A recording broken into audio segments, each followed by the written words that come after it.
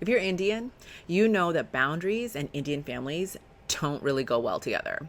And honestly, why would they? We come from this collectivist society that has put the needs of the whole before the needs of the individual. This has been actually essential to our survival against things like colonization and even immigration to countries that don't always welcome us with open arms. This collectivism has been of value, and sometimes it's not. We've grown up watching our parents bend over backwards trying to make their families happy. Mostly our dads because of the patriarchy. So, of course, that's what's going to get ingrained in us. People pleasers are praised in Punjabi culture. We learn either by what they say or by what they do that putting the needs of elders or your parents should be your first and most important responsibility. Now, our dads were taught that they needed to take care of their parents as they aged. Our moms were taught that they have to sacrifice their needs for their children, their partner, or their in laws. And we watched it all happen. And then those values downloaded themselves into us. Honestly, you might still be there watching it happen. Or you've maybe moved out because of marriage or because of a job or because you fought the fight to leave the house and become independent without marriage. We know how hard that can be. And then the requests start to come in. Aaja karo, apni mummy daddy nu vi nahi milde, this and that. I made you some rajma, come and pick some up. Or you're still at home and you get a lot of questions or requests, right? Oh, auntie nu taxes de le help kar de. Or menu ab flight book karni hai India nu, tu menu help kar sakdi hai. And it really just doesn't stop. And honestly, why would it? This is what they were ultimately told that they'd be entitled to. So in their minds, this is what the children are kind of supposed to do because, well, like, we did it, as in the parents saying this, so why wouldn't you do it? Now, you really want to do what they wish because they did work so hard for you growing up. They paid for your education, they gave you food and shelter, and they worked a lot of long hours and sacrificed so, so much. So you think to yourself, it's fine, I can do this for them. It's something small. Well, yeah, and I'm not denying that you can't. Of course you can. But time and time again, I have seen how much it starts to take a toll on you. The requests just don't seem to stop, and it starts to feel really, really, really overwhelming.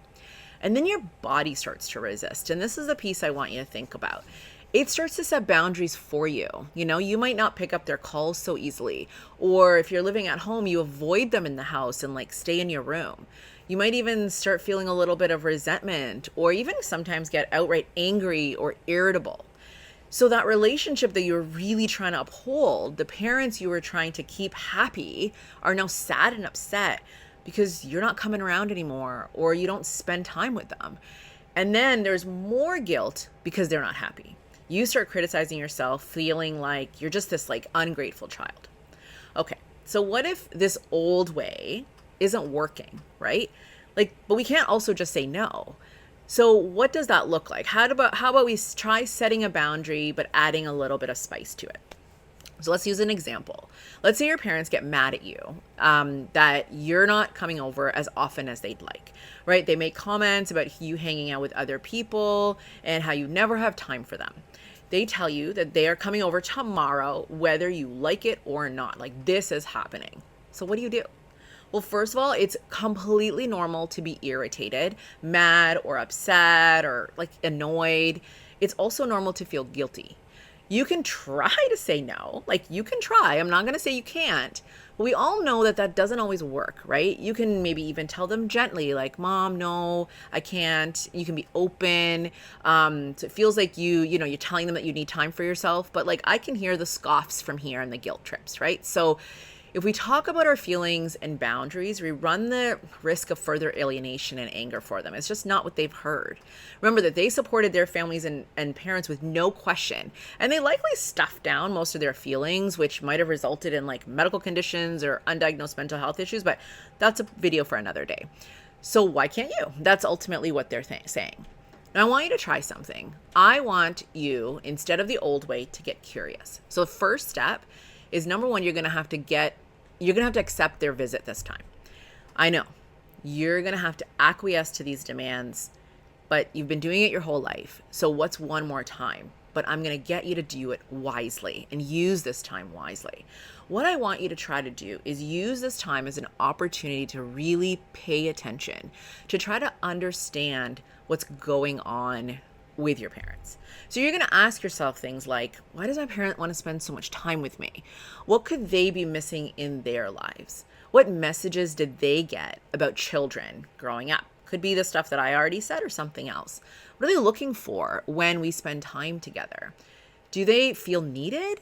Do they wonder if I appreciate them? Do they just want to connect with me because they're lonely? Like, what could it be? So you're trying to really get curious and understand.